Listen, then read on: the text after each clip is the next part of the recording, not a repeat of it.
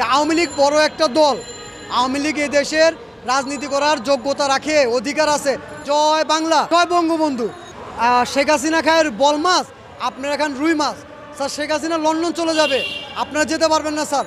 তখন পুলিশ আমাকে থানা থেকে এসে নিয়ে যাওয়ার ভয় পর্যন্ত দেখাইছে।